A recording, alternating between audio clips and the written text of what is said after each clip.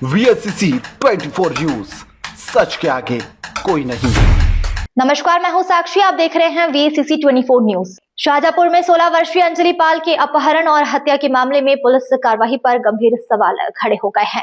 परिवार का आरोप है कि FIR और शव बरामद होने के बावजूद भी सदर बाजार पुलिस ने अब तक किसी आरोपी को गिरफ्तार नहीं किया है। न्याय की आस में परिजन जिलाधिकारी के पास पहुंचे हैं। 19 जून 2025 को शामतगंज गोटिया की अंजलि पाल लापता हो गई थी और उसी दिन गुमशुदगी भी दर्ज कराई गई थी, लेकिन परिजनों का कहना है कि पुलिस ने खोजबीन में लापरवाही बरती। 22 जून को थाना सिधौली क्षेत्र में उसका सड़ी गली अवस्था में शव मिला। परिवार का आरोप है कि पंचनामे में भी कई अहम बिंदुओं को नजरअंदाज किया गया है। अंजलि की मां बबली पाल का कहना है कि बेटी का शव मिल गया है, लेकिन पुलिस ने किसी को भी गिरफ्तार नहीं किया है। जिन पर शक था उन्हीं से हमें धमकियां मिल रही है। परिजनों ने ऋतिक, संदीप और उनकी मां के खिलाफ तहरीर दी थी, लेकिन न तो पूछताछ हुई है और न ही किसी की गिरफ्तारी हुई है। 6 महीने से परिवार न्याय के लिए भटक रहा है। पुलिस की कथित लापरवाही से नाराज परिवार ने जिलाधिकारी को एक प्रार्थना पत्र देकर कार्रवाई की मांग की है। नाबालिग की हत्या जैसे इस गंभीर मामले में देरी कई सवाल खड़े करती है। क्या आरोपी पुलिस की पकड़ से बाहर है? क्या कार्रवाई में जानबूझकर देरी की जा रही है? इस मामले पर पुलिस और प्रशासन का पक्ष जानने की कोशिश जारी है। शाहजहांपुर से अभिषेक कश्यप की रिपोर्ट। मेरे बेटे का फोन पड़ोसी की दुकान से फोन आया कि मम्मी दीदी समोसे लेने गई है, मंदिर के पास अभी तक नहीं आई है। 1 बजे जब बेटे का फोन आया तो मैं अपनी बेटी का फोन लगाती रही लगातार। मेरी बेटी का फोन स्विच ऑफ आता रहा। मैंने अपने बच्चों को घर भेज दिया। उसके बाद मैं शाम को जब अपने घर आई, मैंने सदर थाने में अपनी बेटी की रिपोर्ट लिखवाई। रिपोर्ट लिखवाने के बाद अपनी बेटी का नंबर देने के बाद मैंने बोला कि सर इस नंबर को सर्विलांस पे लगाओ। तो रणजीत बहादुर सिंह दरोगा जी बोले कि अब रात हो चुकी है, अब जो भी कुछ होगा वो सुबह होगा, सुबह देखा जाएगा। सुबह मैंने उनके पास फिर कॉल करा कि सर मेरी बेटी का कुछ पता चला, तो उन्होंने बोला कि आज नहीं 2 दिन बाद सर्विलांस पे नंबर लगेंगे। मैंने उन्हें 2 दिन बाद फोन किया कि सर नंबर का कुछ पता चला, मेरी बेटी का कुछ पता चला, तो उन्होंने बोला जहां नंबर सर्विलांस पे लगते हैं वो सब सिस्टम उड़ गया है। तो मैंने कहा सर कब तक पता चल जाएगा, कभी अब छानबीन हम कर रहे हैं। उसके बाद 24 तारीख को मैं CO सिटी साहब के पास गई। मैंने अपनी बेटी के बारे में बताया। उन्होंने बोला हम तुम्हारी बेटी को ढूंढने का प्रयास करेंगे। उसके बाद वहां से मैं अपने घर आ गई। मेरे हस्बैंड ने किसी से बात करके मुझे SHO साहब के पास भेजा। उन्होंने कहा कि वहां चले जाओ। मैं SHO साहब के पास गई। मैंने कहा सर मेरी बेटी का कुछ पता चला। उन्होंने मेरे से बोला कि कोरो कुइया के पास 22 तारीख को एक डेड बॉडी मिली थी, वो तुम्हारी है। मैंने कहा सर मुझे कुछ नहीं तुम्हारी बेटी की है, मुझे नहीं दिखाई गई वो बॉडी। उसके बाद मैंने कहा सर हमें कुछ नहीं दिखाई। बोला कि वो बॉडी हमने बबली को दिखा दी है। उसके बाद जब दरोगा जी को बुलाया गया, उन्होंने हमें फोटो में दिखाया, उसमें मेरी बच्ची मृत अवस्था में उल्टी पड़ी हुई थी। मैंने अपनी बच्ची को उसके कपड़े चप्पल से पहचाना कि ये मेरी ही बेटी है। उसके बाद मुझे मर्चरी ले जाया गया 24 तारीख को। 24 तारीख को जब मर्चरी में मैंने कहा मुझे मेरी बच्ची की शक्ल देखनी है, तो उन्होंने जब हटाया तो मेरी बेटी के चेहरे पे बिल्कुल मांस नहीं था, पूरा स्केटल था। वहां से मुझे शाम को 4:30 बजे बॉडी दे दी गई और कही जाओ यहाँ से। मैं अपनी बच्ची की बॉडी लेके आ गई। उसके बाद मैंने बोला कि मेरी बच्ची क्या कहते हैं, मेरी बच्ची को किसने मार दिया, मैं चक्का जाम करूंगी। उसके बावजूद भी उन लोगों ने कहा कि अगर चक्का जाम करोगे तो इंसाफ नहीं मिल पाएगा। डर के कारण मैंने अपनी बच्ची को पंचपीरों के पास दफना दिया जाके। उसके बाद पुलिस के रोज चक्कर काटते हो, कभी SHO के पास मैं जाती रही। मैंने कहा सर कुछ पता चला मेरी बच्ची का? जिनके खिलाफ मैंने नामजद लिखवाई रिपोर्ट, पहले दरोगा जी ने हमसे बोला कि जिनके खिलाफ शक है, जिन्होंने तुम्हारी बच्ची के साथ किया है, उनका नाम लिखवाओ। हमने लिखित में उनका उस लड़के का नाम भी लिख दिया। उस लड़के का लिखित में देने के बाद हमने दरोगा जी से बोला सर अब तो कम से कम मेरी लड़की को इंसाफ दिला दो। उन्होंने बोला कि हाँ अभी त्योहार चल रहे हैं, त्योहार के बाद तुम्हारी बेटी को इंसाफ मिल जाएगा। हम SHO साहब के पास गए। हमने SHO साहब से बोला कि सर मेरी बेटी को इंसाफ कब तक मिलेगा, मेरी बच्ची मुझे सपने में दिखाई देती है। उन्होंने बोला कि जल्दी से जल्दी कार्रवाई करेंगे। उसके बाद हमने वहां से हम चले आए। हम फिर उसके बाद एसपी ऑफिस गए, एसपी ऑफिस में हमने तहरीर दी। हमने सर को बताया कि सर इतने दिन हो गए हमारी बच्ची का, अभी तक जो मुलजिम है वो खुलेआम घूम रहे हैं। उन्होंने बोला कि हम कार्रवाई करेंगे। हम वहां से भी चले आए।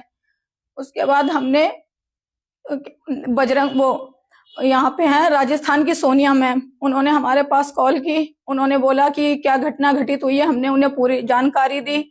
उन्होंने हमें यहाँ पे भीमराव वालों से मिलवाया, उनसे हमारी बात करवाई। उनके साथ हम एसएचओ साहब के पास गए। उन्होंने बोला 1 महीने के अंदर अंदर आपकी बेटी का डीएनए, आपका जो डीएनए हुआ है डीएनए की रिपोर्ट आ जाएगी। आज 5 महीने हो गए हैं। 5 महीने से मैं कभी यहाँ कभी वहां भटक रही हूँ। सर के पास जाती हूँ तो सर ये कह देते हैं कि तुम्हारी बेटी को इंसाफ मिलेगा। कब मिलेगा मेरी बच्ची को इंसाफ? आज 5 महीने हो गए हैं। 5 महीने से मैं ऐसे दर ठोकरे खा रही हूँ। मैं खन्ना जी से भी सर से मिलने गई थी तो हमें एसएचओ ने कह दिया यहाँ आई हो तो मामला दब जाएगा, यहाँ से जाओ। डर के आगे इतना नादान थी, नहीं समझ पाई कि पुलिस क्या करना चाहती है क्या नहीं। हम वहां से चले आ गए। उससे 20 दिन पहले जिस लड़के का नामजद मैंने नाम लिखवाया, उस लड़के ने मेरी लड़की के साथ बलात्कार किया था। उसकी रिपोर्ट भी मैंने लिखवाई, मगर पुलिस वालों ने ऐसा मेरे पे दबाव डाला कि तुम यहाँ रहने लायक नहीं रह जाओगी, राजीनामा ले लो, अपना बयान वापसी ले लो। मजबूरी में मैंने वो बयान वापसी ले लिया। उसके 20 दिन के बाद मेरी बच्ची के साथ ऐसी दर्दनाक घटना घटाई है। उसके बाद मैंने अपनी बच्ची के इंसाफ के लिए हर जगह कोशिश कर ली, मगर मुझे हर जगह से निराशा मिली। मेरी खन्ना जी से प्रार्थना है, योगी जी, मोदी जी से, आप तो बेटी बचाओ बेटी पढ़ाओ कहते हो, आज मेरी बच्ची के साथ इतनी दर्दनाक हादसा हुआ है। आखिरी समय पे मैं अपनी बच्ची का चेहरा भी नहीं देख पाई। मेरी बस यही प्रार्थना है कि मेरी बेटी के साथ जैसी हैवानियत की गई है मेरी बच्ची को इंसाफ दिला दो। उसके अलावा मुझे कुछ नहीं चाहिए। वो खुलेआम घूमता है।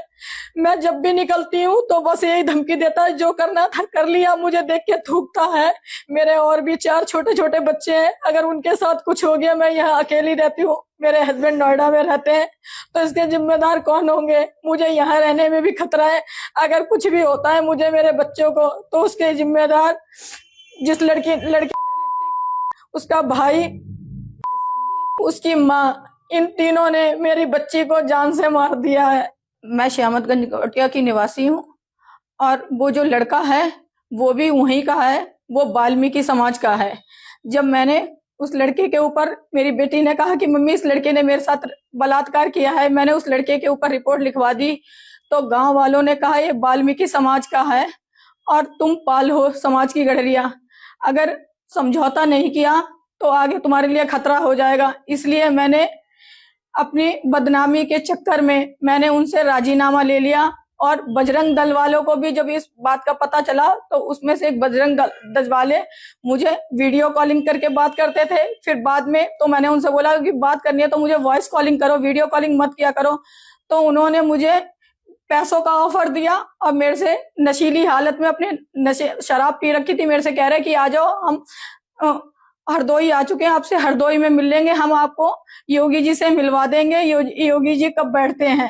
मैंने उनसे बोला कि सर आपने ड्रिंक कर रखी है, मेरे पास दोबारा कॉल मत करना, इसीलिए मैंने उन्हें ब्लॉक कर दिया। मुझे कहीं से भी कोई आस नहीं मिली जो मेरी बच्ची को इंसाफ दिला पाए। 6 अप्रैल को मेरी बेटी के साथ बलात्कार हुआ।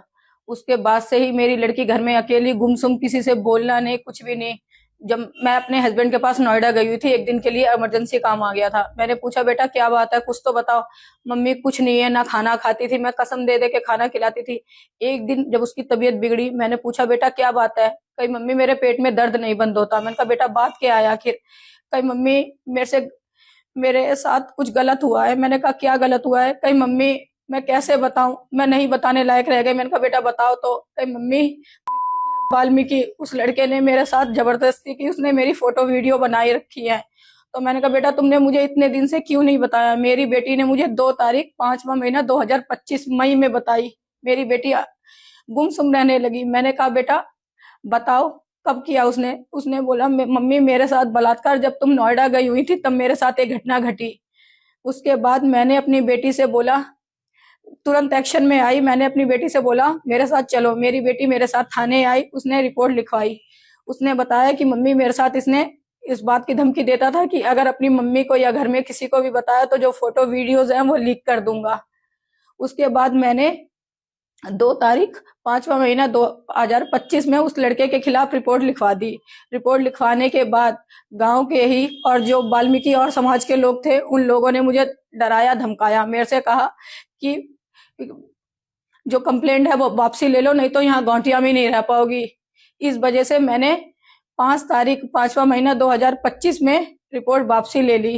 रिपोर्ट वापसी लेने के बाद 20-25 दिन 19 जून 6वां महीना 2025 को मेरी बेटी घर से गायब हो गई, समोसे लेने गई हुई थी। मैंने अपनी बेटी के लिए तुरंत ही फोन लगाया, मेरी बेटी का फोन स्विच ऑफ आने लगा। उसके बाद मैं रोज सदर थाने के चक्कर काटते काटते थक गई, मुझे कोई वहां से कुछ नहीं मिला। उसके बाद 4 दिन बाद मुझे मेरी बेटी की डेड बॉडी मर्चरी में प्राप्त हुई। पुलिस वालों ने 4 दिन तक मुझे मेरी बेटी का कोई कुछ नहीं बताया कि तुम्हारी बेटी की लास्ट लोकेशन क्या है या तुम्हारी बेटी कहाँ है कहाँ नहीं है। मैंने जहाँ की अपनी बेटी का जो मोबाइल नंबर था, अपनी बेटी का मोबाइल नंबर भी दे दिया। जब मुझे मर्चरी ले जाया गया, वहां पे जो मैंने हालत देखी, मेरी बेटी के चेहरे पे मास्क नहीं था और मैं पुलिस वालों से फोटो वीडियो मांगती रही। उन लोगों ने मुझे फोटो वीडियो कुछ नहीं दी। जो मैंने 2-2.5 महीने बाद इधर उधर घूम के जब मुझे पता चला कि जो फॉरेंसिक वाले होते हैं उनके पास मेरी बच्ची की वीडियो फोटो होगी, मैं उनके पास गई। उनसे मैंने बोला कि सर मेरी बेटी की फोटो वीडियो हो तो प्लीज मुझे दे दो। उन्होंने मेरी बेटी की फोटो वीडियो दी। मेरी बेटी के चेहरा ऐसा था कि किसी ने मेरी बेटी को उस पे केमिकल डाल के जला दिया। जो मेरी बेटी के बाल थे वो बहुत दूर पे पड़े मिले, गले पे कट का भी निशान था। मेरी बच्ची का चेहरा पहचानी में नहीं आ रहा था कि ये किसी इंसान का या किसी जानवर का। इस दर्दनाक मेरी बच्ची को मौत दी उन लोगों ने। उसके बावजूद मेरी बच्ची के जो टकते कपड़े थे, जो वहां पे कड़ा बरामद हुआ, वो भी पुलिस वालों ने मुझे कुछ नहीं दिखाया। वो कह दिया कि सीधे डीएनए के लिए गया हुआ है।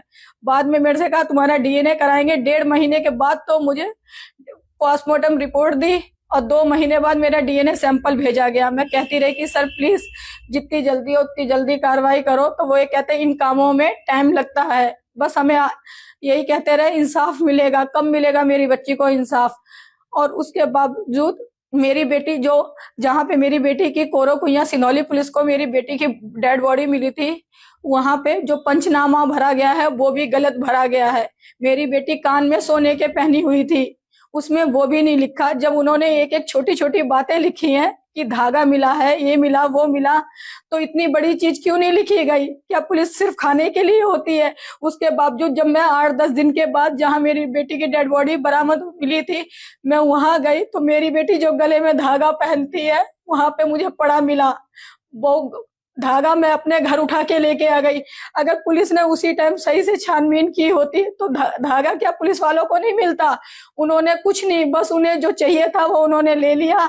उसके बावजूद कुछ भी नहीं, मेरी लड़की को ऐसे लावारिस की तरह, उसका पोस्टमार्टम जो हुआ है वो भी सही तरीके से नहीं हुआ।